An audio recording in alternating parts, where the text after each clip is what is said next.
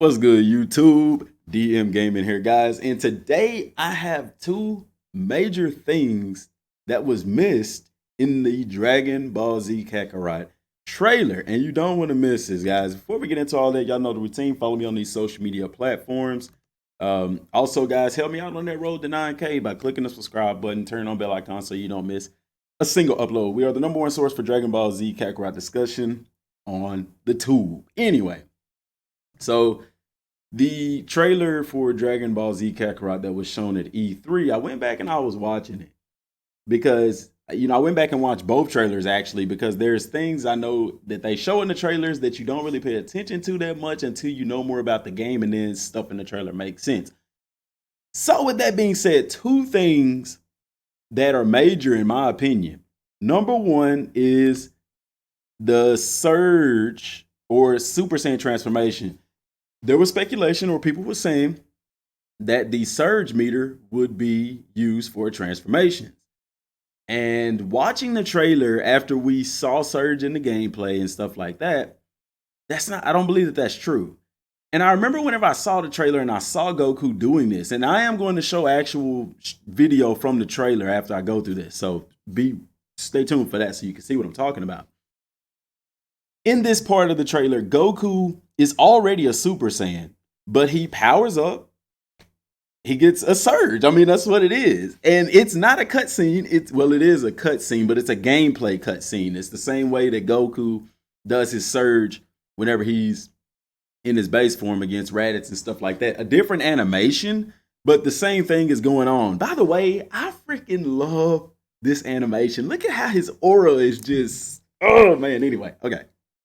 But yeah, so looking at that, his surge, he goes into a surge, a power surge. So if the Super Saiyan transformation is tied to the surge, then he wouldn't already be a Super Saiyan. Y'all get what I'm saying? So basically what I'm saying is the Super Saiyan transformation is something different. It's not tied to the surge meter. You can be a Super Saiyan or in a transformed state and still have a surge on top of that. Oh, what does that mean for the gameplay?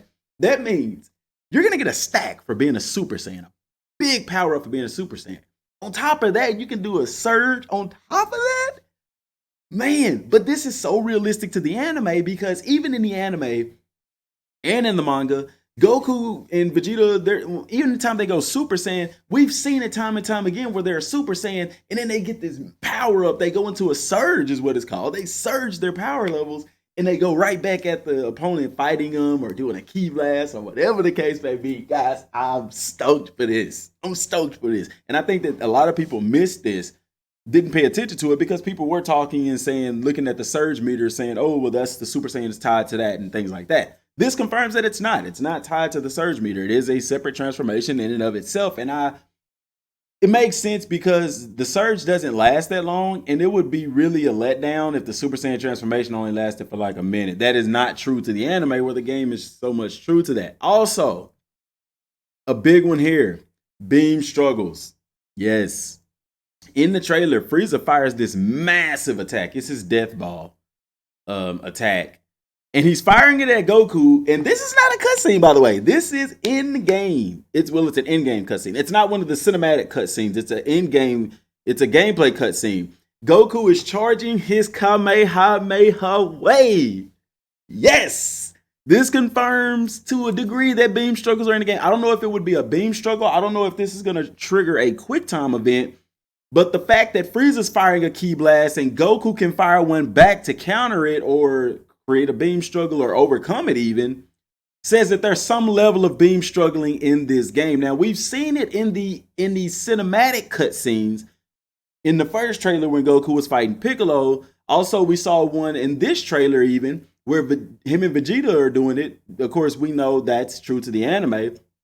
And you'll see one at the snippet that I have coming up that him and Frieza do with Goku with the angry Kamehameha at the end whenever I say finish Frieza. He didn't kill him. He still left him alive. I digress. But this is actually in the game. They are actually fighting. It is gameplay. It's not a cinematic cutscene. It's a gameplay cutscene. Goku doing the Kamehameha, Frieza firing this blast. So now I'm going to go to the actual gameplay, and I have it slowed down a little bit. Right there, Goku Super Saiyan, and he powers up. Look, that's Surge, man. And then he's fighting him. You see the aura around him. And then, of course, Frieza fires his beam, and that was the end of it. And then, of course, that's the cinematic cutscene of Goku beam struggle. But we have an actual gameplay of it. Once again, see that? See the aura? He's in Surge mode, and look at him fighting Frieza. The Surge little aura stuff is still there. Gameplay, beam struggle, confirmed, point blank period, bam, in your face. That's what it is. Guys, I'm happy about that. And the reason I left that at the end is to show you the difference between the gameplay and the cinematic. That's gameplay. You see the little flames on the outside of them? Right here, this is gameplay. Because you had Goku and Frieza, and you'll see it again. You're going to have the in-game surge, and then you're going to have a cutscene where Goku and Frieza surge, and it's very, very minuscule. I mean, it lasts maybe about a second. Let me slow this down a little bit more here. Actually, let's slow it down. I'm gonna slow it down as much as I can. Well, not as much as I can. I don't want to slow it down too much, but okay. So yeah, that's gonna be good right there. See, he's already Super Saiyan, and then that's his Surge. That's what Surge looks like when you turn Super Saiyan. That is not a cinematic cutscene. That is a gameplay thing. And look at the aura around him. Now watch the very next frame after this. See, look at that same aura. That is his Surge. And then that right there, that's the cinematic where he's surging. Now look at this. This is gameplay. Frieza is firing a super attack, an ultimate attack at Goku. Look at what he does. Goku powers up, and we know what's going to happen next. He's going to beam struggle this, and then it goes to it doesn't immediately cut to, it's just what the trailer goes to next. This is what a cinematic beam struggle looks like. And the reason I'm showing y'all this is to show y'all that there is a clear, there's a clear difference between these things, so that y'all know that, okay, you know, this is what's going on. That's the cinematic. The other one was gameplay. I'm stoked about this, and I'm surprised that nobody really talked about that, or nobody that I've seen. I mean, there's thousands of videos uploaded, but I digress. But once again, I just have to watch it. And this is the last time he's Super Saiyan. He powers up, Surge mode. And we know that this is Surge because if you go and watch the gameplay when Goku goes into Surge, he has an aura that remains on the outside of his body. It's different than that, of course, because he's Super Saiyan there. But look right there. You see the same aura? And then this is them powering up in the cinematic. And then we go to a gameplay. Frieza's firing the Death Ball.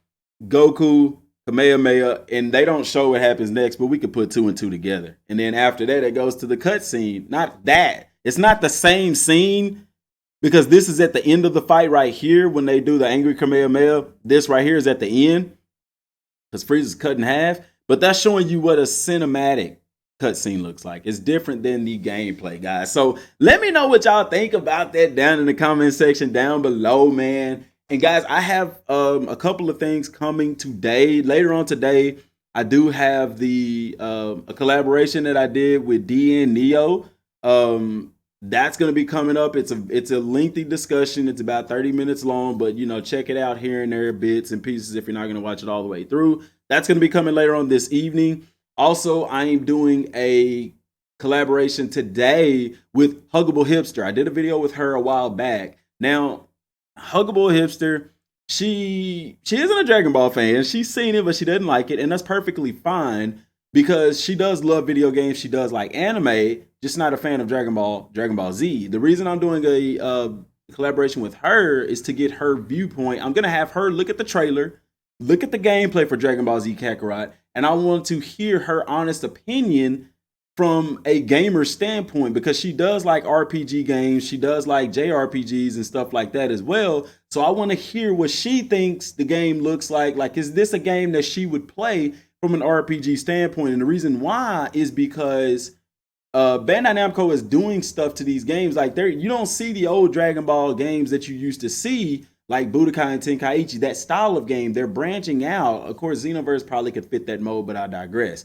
Dragon Ball FighterZ was a fighting game with Dragon Ball Z characters. This is a RPG with Dragon Ball characters. And so, you know, they're branching out into different genres of games with Dragon Ball characters and things like that. So I want to hear what she thinks as far as an RPG standpoint. That video, I plan on doing that with her today. and I'll probably post it tomorrow because I have D and Nero's video going up later on today, guys. So like I said, let me know what y'all think about everything about this right here. Do you think that beam struggles is going to be in the game? How they're going to do it as well? And also, if you're new to the channel, please hit that subscribe button, guys, and help me reach that goal of 9,000 subscribers. Till next time, y'all, thanks for watching. And let me see if I can find my outro. It's in here somewhere. Be patient with me. There we go. Peace out, y'all.